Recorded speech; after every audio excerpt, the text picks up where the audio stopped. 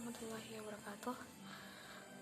Perkenalkan, nama aku Salsa Fajar Makasana dari Prodi Akuntansi Fakultas Ekonomi Universitas Negeri Semarang. Di sini saya mau menjelaskan materi perilaku organisasi bab 4, yaitu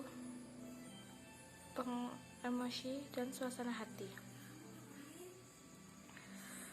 Terdapat beberapa aspek fundamental lainnya dari emosi yang harus dipertimbangkan, yaitu satu, biologi emosi adalah semua emosi yang berasal dari sistem limbik otak yang kira-kira berukuran sebesar sebuah kacang walnut yang terletak di batang otak. Orang-orang cenderung merasa bahagia ketika sistem limbik mereka secara relatif tidak aktif. Sistem limbik orang tidaklah sama. Sistem limbik yang lebih aktif terdapat pada orang-orang yang depresi, khususnya ketika mereka memperoleh informasi negatif. Yang kedua adalah intensitas, adalah setiap orang yang memberikan respon yang berbeda-beda terhadap rangsang pemicu emosi yang sama dalam sejumlah kasus. Kepribadian menjadi penyebab berbeda tersebut. Pada saat lain, perbedaan tersebut timbul sebagai hasil dari persyaratan pekerjaan. C, yaitu frekuensi dan durasi, adalah suksesnya pemenuhan tuntutan emosional secara karyawan dari suatu pekerjaan tidak hanya tergantung pada emosi-emosi yang harus ditampilkan dan intensitasnya, tetapi juga pada seberapa sering dan lamanya mereka berusaha menampilkannya. D, emosi membuat kita irasional, adalah emosi yang penting terhadap pemikiran rasional karena emosi memberikan informasi penting mengenai pemahaman terhadap dunia sekitar. Dalam suatu organisasi, kunci pengambilan keputusan yang baik adalah menerapkan pemikiran dan perasaan dalam suatu keputusan. Fungsi emosi menurut Charles Darwin menyatakan bahwa emosi berkembang seiring waktu untuk membantu manusia memecahkan masalah. Emosi sangat berguna karena memotivasi orang untuk terlibat dalam tindakan penting agar data bertahan hidup. Tindakan-tindakan seperti mengumpulkan makanan, mencari tempat berlindung, memilih pasangan, menjaga diri terhadap pemaksa, dan memprediksi perilaku. Emosi sangat berpengaruh terhadap tingkah laku manusia. Aplikasi perilaku organisasi terhadap emosi dan suasana hati. Ini kita dapat melihat bagaimana manajer dapat mempengaruhi suasana hati karyawannya. Ada beberapa aplikasi, yaitu seleksi.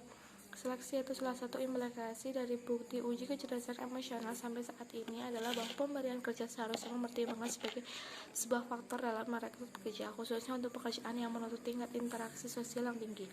Yang kedua adalah pengambilan keputusan. Yang selanjutnya adalah kreativitas. Yang D adalah motivasi. Motivasi itu seorang peneliti telah menegaskan pentingnya suasana hati dan emosi pada motivasi. Sebuah peneliti yang meminta dua kelompok orang untuk membacakan sebuah teka-teki kata-kata, dan hasilnya kelompok dengan suasana hati positif melaporkan ekspektasi yang lebih tinggi untuk dapat membacakan teka-teki tersebut, berusaha lebih keras, dan sebagai hasilnya dapat membacakan lebih banyak teka-teki. Kepemimpinan. Kemampuan untuk memimpin orang lain adalah sebuah kualitas fundamental yang dicari organisasi dalam karyawan mereka. Para pemimpin yang efektif mengandalkan daya tarik emosional untuk membantu menyampaikan pesan-pesan mereka. Bahkan ekspresi emosi dalam pidato seringkali merupakan elemen penting yang membuat kita menerima atau menolak pesan seorang pemimpin. Ketika para pemimpin bersemangat, antusias, dan aktif, mereka lebih mungkin memberi energi kepada bawah-bawahannya mereka dan menyampaikan rasa efektivitas, kompetensi, optimisme, dan kegembiraan. Selanjutnya adalah negosiasi. Negosiasi adalah sebuah proses emosional, namun beberapa penelitian telah menunjukkan bahwa negosiator yang berpura-pura marah memiliki keuntungan atas lawan mereka. Menunjukkan kemarahan, lawan menyimpulkan bahwa negosiator tersebut telah menyerahkan semua yang ia dapat, dan dengan demikian lawan menyerah. Menunjukkan sebuah emosi negatif dapat saja efektif, tetapi rasa buruk terhadap penampilan Anda tampaknya merugikan negosiasi di masa depan. Selanjutnya adalah pelayanan pelanggan. Keadaan emosional seorang pekerja mempengaruhi pelayanan pelanggan, yang berpengaruh terhadap tingkat pengelolaan bisnis dan tingkat kepuasan pelanggan. Pemberi pelayan yang berkualitas kepada pelanggan membuat karyawan menuntut banyak hal karena mereka sering berada dalam situasi disonansi emosional. Seiring waktu, keadaan ini dapat menyebabkan kepatuhan mental atau fisik dalam pekerjaan, menurunkan kinerja, dan rendahnya kepuasan kerja. Selanjutnya adalah sikap kerja. Beberapa peneliti menunjukkan bahwa orang-orang yang mempunyai hari baik di tempat kerja cenderung dalam suasana hati yang lebih baik dan baik di rumah pada malamnya. Sebaliknya, orang-orang yang mengalami hari buruk di tempat kerja maka cenderung berada di suasana hati yang buruk pula saat di rumah. Meskipun orang-orang secara emosional membawa pulang pekerjaan mereka ke rumah pada hari berikutnya, pengaruh tersebut biasanya telah hilang. Selanjutnya adalah perilaku menyimpang di tempat kerja. Emosi negatif juga dapat membawa perilaku menyimpang di tempat kerja.